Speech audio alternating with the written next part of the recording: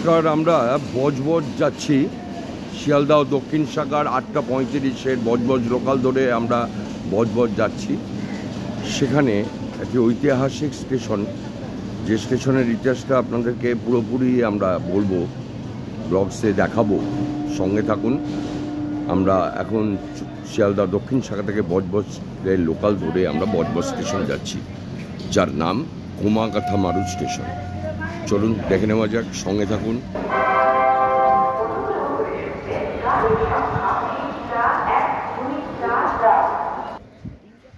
এইটি হলো বজবজের পুরনো স্টেশন। দেখুন, এটি হলো বজবজের পুরনো স্টেশন। স্মারক বলে বস্তু কিছু নেই আর। চলুন আপনাদের ইতিহাসটা দেখা যেতে।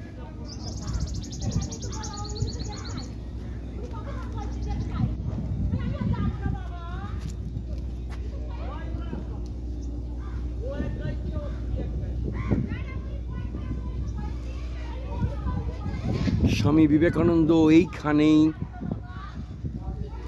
তিনি শিকাগো ধর্মসভা থেকে তিনি এখানে আসেন এবং এখানেই তার জাহাজ নোঙর করা হয়। আপনাদেরকে তো ইতিহাসটা তো বলবই, দেখতে থাকুন। এখানে তার মর্মর একটি মূর্তি রয়েছে, সেটাই RM চ্যানেল থেকে আপনাদের কাছে নিবেদন করছি। নমস্কার, RM চ্যানেল থেকে আমি রাজীব ব্যানার্জি চলে এসেছি বজবজ। এটা একটি অত্যন্ত ঐতিহাসিক একটা স্থান এবং এটির নাম হচ্ছে কোমাগাথা মারু। আমরা যে জায়গাটাতে দাঁড়িয়ে আছি, 1897 সাল 18ই ফেব্রুয়ারি এই জায়গাটাতেই কিন্তু স্বামী বিবেকানন্দ শিকাগো ধর্মসভা থেকে তিনি এই জাহাজে করে MS মোজাম্বো জাহাজে করে তিনি এখানে আসেন। কিন্তু রাত হয়ে যায়, তিনি আর কলকাতায় ফিরতে পারেননি, জাহাজেই রাত্রি যাপন করেন এবং 19শে ফেব্রুয়ারি তিনি কলকাতার উদ্দেশ্যে রওনা হন। এই সেই ফেরিঘাট রয়েছে অত্যন্ত ঐতিহাসিক, যেখানে বিবেকানন্দ শিকাগো ধর্মসভা থেকে তিনি আসেন। দেখিয়ে দিচ্ছি আপনাদেরকে, দেখতে থাকুন। কোমাগাথা মারু ইতিহাসটা অবশ্যই বলবো, অপেক্ষা করুন। সবটা পুঙ্খানুপুঙ্খরূপে আমরা RM চ্যানেল থেকে আমি রাজীব ব্যানার্জি আপনাদের উদ্দেশ্যে নিবেদন করছি, দেখতে থাকুন।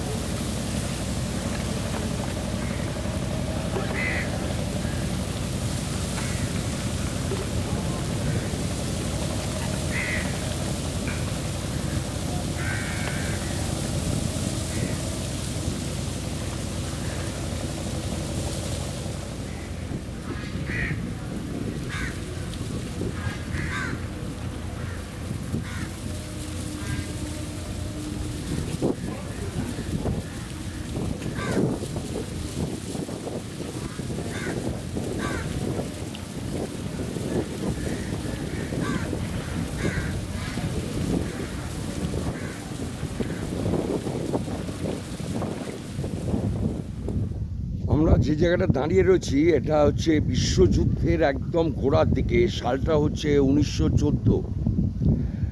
সব থেকে বড় কথা যে কোমাগাথা মারু এর যে হিস্ট্রিটা, সেটা আপনাদের কাছে আমরা আজকে জানিয়ে দিচ্ছি।